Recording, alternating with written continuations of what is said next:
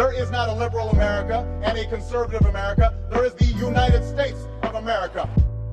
A new vision will govern our land. Our job is not to divide.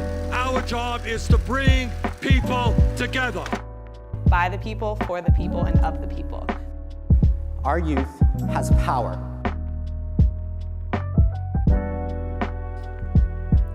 Hello, welcome to our podcast, Border Talks. For today's episode, we have a new segment called Roundtable.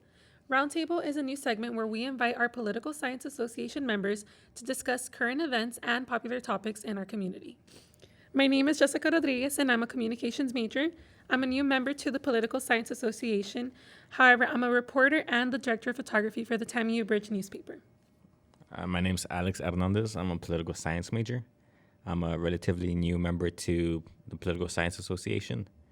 I kind of do the behind-the-scenes work here for the podcast, but I'm happy to talk to y'all. My name is Consuelo Guzman. I have been a member of the Political Science Association since September of 2018. I am currently also a graduate student of the Masters in Public Administration. My name is Juan Barrera. I am double majoring in communication and psychology with a minor in marketing. I have been a member of the Political Science Association since spring 2018, and I'm currently the vice president. I am president of the Arabic Club, the Student Environmental Association, and I am a member of the League of Empowered Women and CAP. Okay, awesome. So we're going to get started with the coronavirus and how it is affecting TAMIU at the moment. So as a lot of people may know, the coronavirus has been spreading like wildfire, causing mass hysteria. And due to it, a lot of TAMIU events have been canceled. Yeah, I'm pretty sure everyone knows by the time that spring break was extended for students an additional week, and this is going to be used by faculty and staff in order for them to clean the campus and make it safer for us. I don't know if that is correct.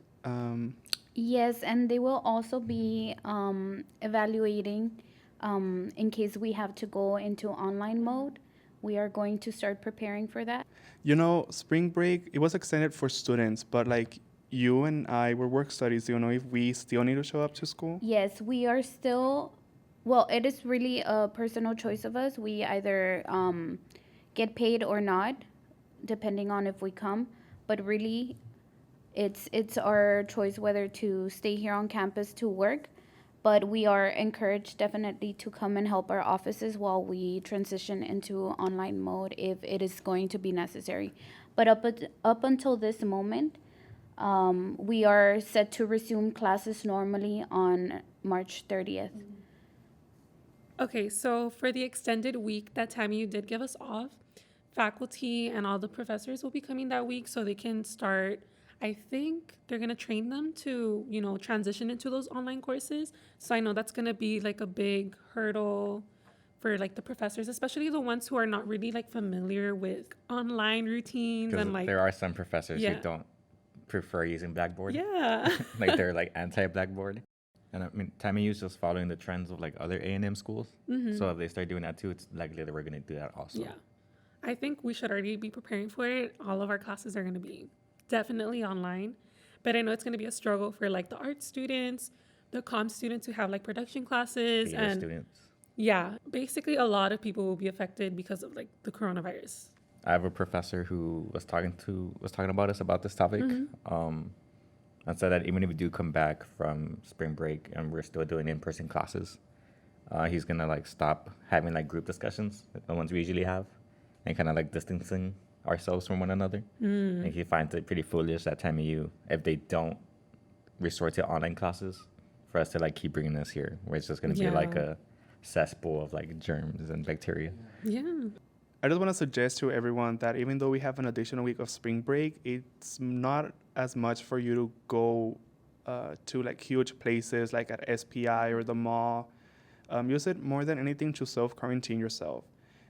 I think more than anything, it's misunderstood. People are like going to H-E-B and other supermarkets, and they take everything. I went to H-E-B yesterday. There were no eggs. There was no milk. There was barely any beef, like meat and chicken. That was also emptied out. And it's not really necessary. We just really need to be cleaning our hands like all the time. Like we're supposed to be doing that as it is, but because of the virus, we need to implement it even more into our lives. Leave wipes for people who need them. Like I've heard of people who they have babies and they don't have any wipes, so they're just cleaning their babies on the sink, and that's bad for the babies. I think their skin gets dry and they can get rashes and stuff like that. So just self-quarantine yourself is the safest thing we can do right now. Yeah, that's very true. I know HEB was running out of a lot of supplies, so because of that, they actually had like a limit to certain items that you can buy in bulk. So for the antibacterial sprays and wipes, you can only buy 4 per transaction. For toilet paper, it's only 2. Hand sanitizers, 4. And hand soaps only, again, 4 units per transaction. And so everything's ready now, but a lot of people on social media have been posting their photos of like the shortages.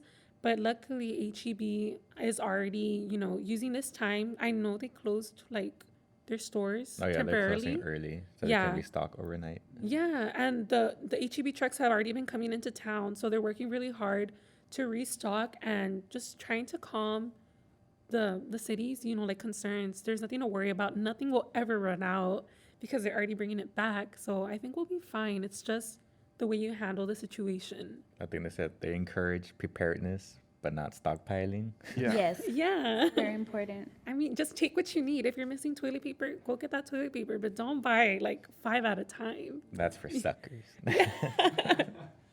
Yeah. So yeah, just to give a big shout out to HEB for going the extra mile and appreciate all of your HEB workers. I know that yesterday my family and I went to Sam's as well, and we saw 2 cops in there, 2 police officers that were just making sure that people weren't taking more than they needed. We did see a lady that was stockpiling on some of those tissue papers, the Puffs brand, because there was nothing else left, right? And so at the end, when she was checking out, they did ask her to take off some of the boxes she had there. So they are enforcing, and I really appreciate that they're doing that, because then the rest of us, for example, yesterday we couldn't find any water, any paper towels, any toilet paper either. That's the huge one that is running out. Mm-hmm. So with the coronavirus, TAMIU has taken other precautions besides extending our break. So they canceled some major events on campus. I know one of them is the big event, which we have every year, where our students go and make a difference in the community by volunteering. And I believe the other one was the Alumni Golden Celebration. Yeah. And just to go back to the big event, I know that most of our TAMU students only see the big event happening that day, right? But in reality, this event takes so many months of planning in advance, so many negotiations with different agencies around town. So all of that planning and preparation that we were doing for the big event, now, of course, it has to be canceled up until now. So, yeah. Yeah, and it's taken a toll, I think, on the entire TAMIU community, students as well from other organizations. We really look forward to this event, not just for us to get hours, but you really do make a difference in the community. We clean parks, you plant trees, and just for us to know, because first they said it was postponed, Mm-hmm. So we had hopes of it happening, but now it's just canceled, and a lot of students go every year. So it's already a tradition. And there's some who they were looking for the hours for them to get a medal. Also, TAMIU, because of the 50th anniversary, they were trying to get 50,000 hours in the school year, correct? So I think it's going to be difficult for us to reach those hours. You know how many hours we have? At the moment, we have around 31,000 hours as a whole. So we're still pretty off our goal. And the big event was going to bring a lot of hours to our students and staff that go and help out. But like I said, this has been canceled at the moment. That's the last update we have on the big event. Honestly, the canceling of the big event has taken a toll on the entire TAMIU community since it's already a tradition. So I just want to give a huge shout out to SKI and the Student Government Association, because it did, even though it's very hard for us to move on from this project, is just the most responsible thing for us to do at the moment. Among other events that have been canceled as well are the Military Appreciation Barbecue and Car Show, the Lamar Bruni Vergara Academic Conference, which, by the way, I was also preparing for, and I know that a lot of students around campus were preparing for that conference. They have projects that are part of their class, and now this has been canceled, so I don't know how they're going to go ahead and move forward. All the LBV shows in the planetarium have been canceled. And then the Lone Star Conference canceled all of the competitions for the remaining of the spring. So I can just imagine how all of our seniors playing in TAMIU sports are feeling right now, that they're not going to be able to play their last semester here in the university. So it's really heartfelt, right, that all of these things are happening due to this virus that's going on. Going back to the athletes, I just think, us as students, especially the ones who live here on campus, we just need to come together and show support. Some of these athletes, they've been waiting for the entire semester for them to start their season, or their season just started, and for it to get canceled, it's tough. That's the main reason they're here. Well, the first reason is education, of course, but that's their drive. They do it more than anything because they love it. And I know some of my friends, they room with athletes and they made them posters. So I think that was super sweet. And I just think next year we just need to show up even more to the games. Yeah, it's just, let's appreciate our athletes, and let's go and support them at their games, because you never know when something like this happens, and then we're just taking away our talent here on campus. I also know for Earth Week, which was supposed to happen April 20th to the 22nd, they were planning on having a beautification project at the pond, which is where the fountain is behind the UV. But I don't know if they're postponing that. I know student orgs, we got emails saying that for us to limit our events, we can't hand out food. We can't have fundraisers in which we're selling food or anything like that. We were asked to host events with an attendance of 50 students, no more. So I don't know. I emailed the physical plant. I don't know if the Earth Week is still going on, but we will let you all know as soon as we know. So is that just for TAMU events, or is that for the city, where it's a limit of 50 people for big events? So I had a meeting with the Rio Grande International Study Center. They were having an Earth Day festival on April the 18th. That has been postponed. And we do know, they told us that the city was having a meeting on Friday, and they were considering canceling big events or having a limit of how many people can attend. But just like with the big event, I know it hurts and it's important for our economy and all of that, but I think the most responsible thing we can do right now is just cancel these events. It is really important for everyone to know that sometimes you have the virus and you don't show symptoms. We've had cases of those happening. Yeah. And it's been proven that the virus affects people over 65. Mm-hmm. We can have the virus as we're talking right now. We don't have the symptoms, but we can have the virus. And it might not be deadly for us, but if we go and speak to someone who's over the age of 65, it can be deadly to them. Yeah, I know for UISD and LISD, for the elementary students, they still have their regular schedule going on. But I read online that they're giving parents questionnaires and asking them where they're going to be going for spring break. And on those questionnaires, they'll decide, okay, too many people have traveled out of the city limits. And so depending on what answers they get, they'll decide, okay, yes, we need to extend the break, or everything should be okay. Yeah. Also, just to let you all know, TAMIU did send out an email, and they're asking for students and staff, if they're leaving the country, for them to fill out a list. And it's going to ask you where you're heading to. Like most of us, we live in a border town. So I know most of us, we go to like Nuevo Laredo or Tamaulipas overall. I was planning on going to the dentist, so I filled out that form. And as soon as they give me the green light, I'll be going over there. But if they don't, I just don't want to risk it.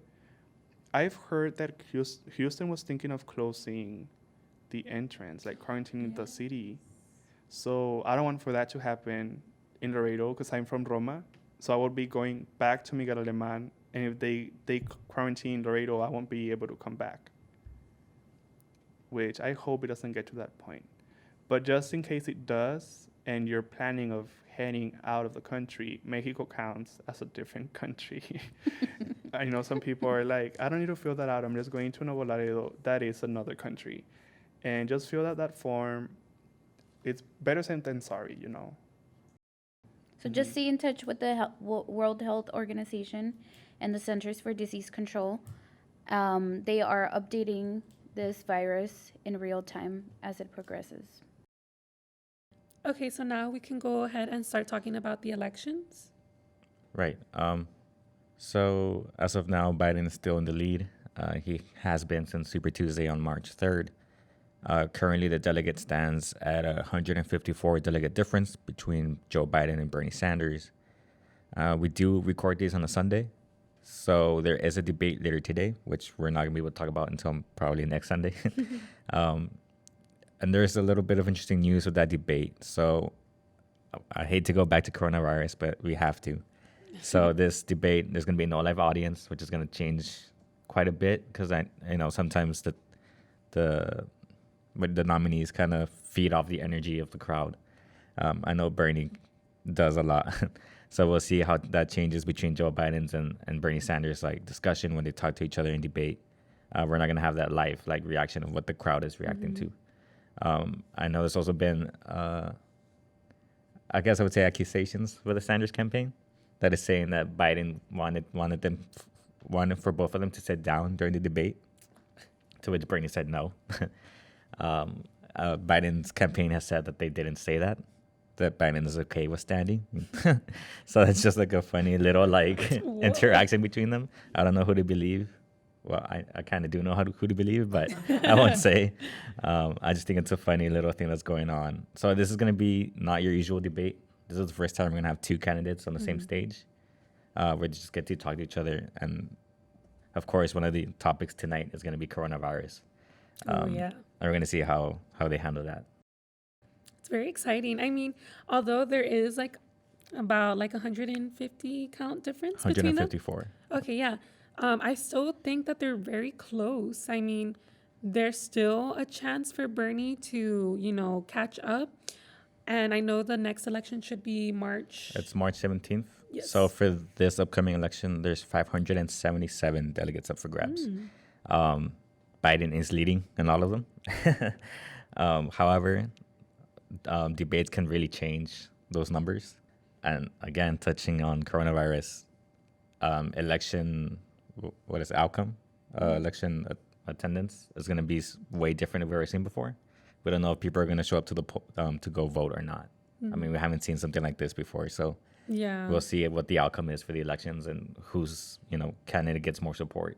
I know Biden leads in 65 plus crowd, so I'm not sure if they're going to be able to go out and vote.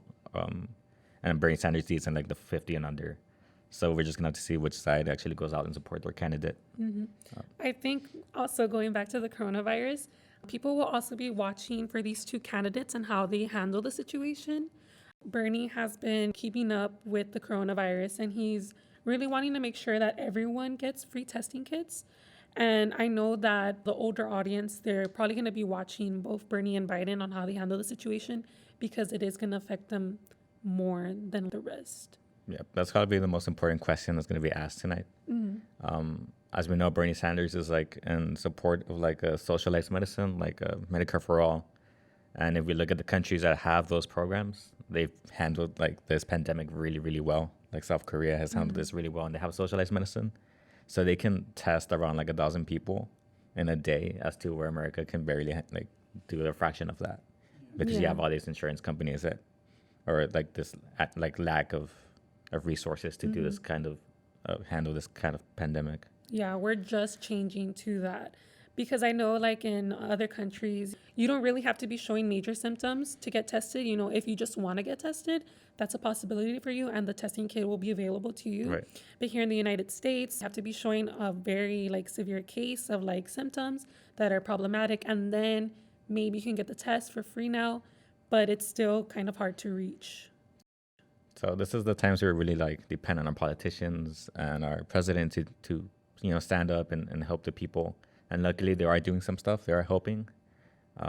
So we'll see how it's handled in the future weeks. I mean, we're at the start of coronavirus. We're not at the end of it yet. So we're going to see how it just goes on with time.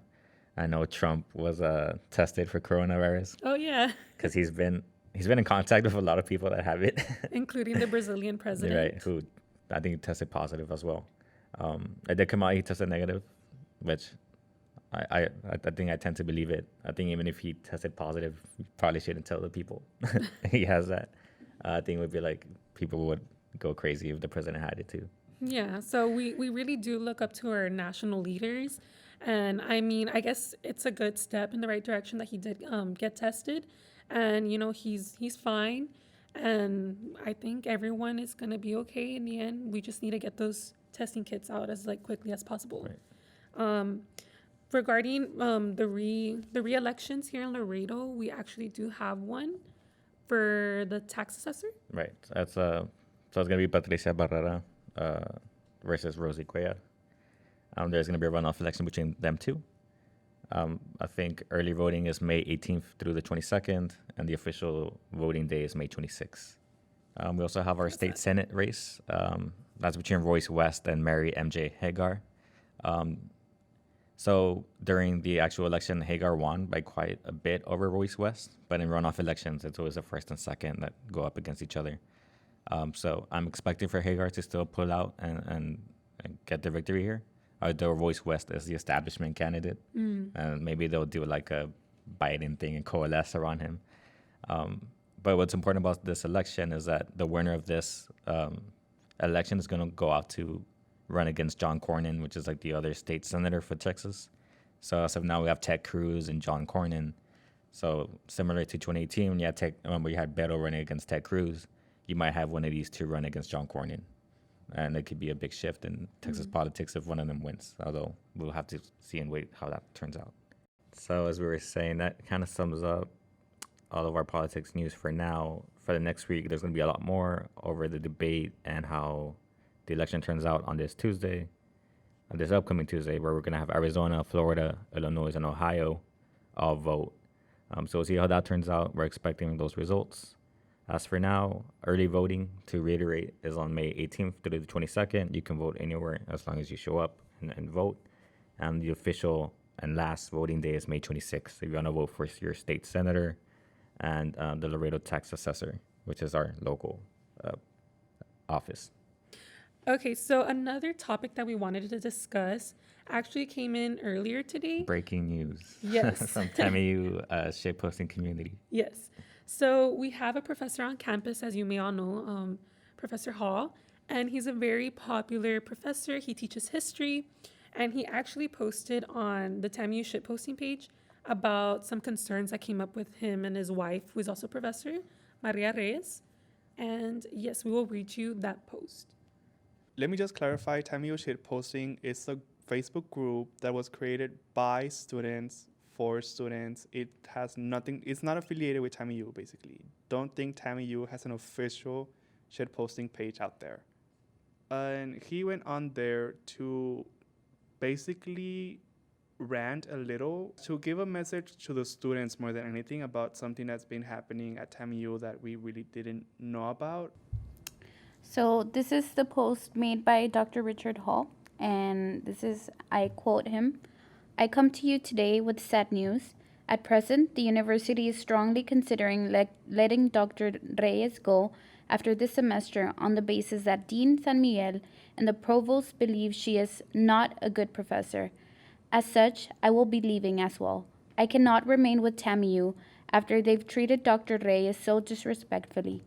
We were both deeply touched when you chose us as two of the three most popular professors on campus. We have always put you all first, which is why we've tolerated their treatment of her for so long. Unfortunately, the emotional toll this has taken on her has simply become too much to bear. We will remain in Laredo, and we will continue to be available to any and all who may need someone to talk to. Good luck in all your future endeavors. Don't allow this university, or anyone in life, to screw you over. Stand up for your beliefs as long as you can. If you've passed our classes, there's nothing you can't do. If you didn't, your effort to do so has likely yielded its own rewards. If you look close enough, stay safe, and may the force be with you all. So I'm wondering what qualifies as not being a good professor, according to like the dean and the provost, like, because I know a lot of students actually like Mr. Reyes a lot. So as a freshman, I believe that everyone took both of their classes. So Professor Reyes was the professor for national and state government. Right. And then Professor Hall, he was the history teacher. So I feel like everyone kind of came into like contact with them and they realized like, wow, these are amazing professors. And the reason why they were amazing professors was because they said everything like the way that it is. You know, they didn't sugarcoat things. And I remember with Professor Hall, he would teach us history that was never taught in real history books. I felt that I learned the most from him. And, you know, he was tough, but because he wanted us to really learn. His was the first class where I actually felt like I was in the university, where I went as a freshman, like you take your classes and you feel like, okay, this is kind of an extension of high school. Yeah. But once I had Dr. Hall, I was like, okay, no, this is what a university professor looks like. This is how a lecturer looks like. This is how the work is like. But I mean, I really ended up enjoying it. I wish I could take more of his classes later on, but it seems like it might not. Yeah, his classes were so like engaging, and you can tell that he had a passion for what he was teaching. And, you know, I think everyone kind of felt that. And that's why a lot of people are sad to hear this news. So the same thing with Professor Reyes. She was also a really great professor. She was really outspoken, but she was very, you know, encouraging of us to get involved with the political system. And that's, I think, what made her a really great professor, you know. She was funny. She was awesome. No complaints with Professor Reyes, honestly.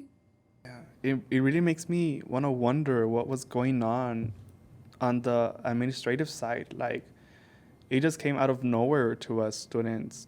This comment made by Dr. Hall. I had him for a summer semester, and in the summer, classes are very long. They're about 2 to 3 hours, and it was in person for myself.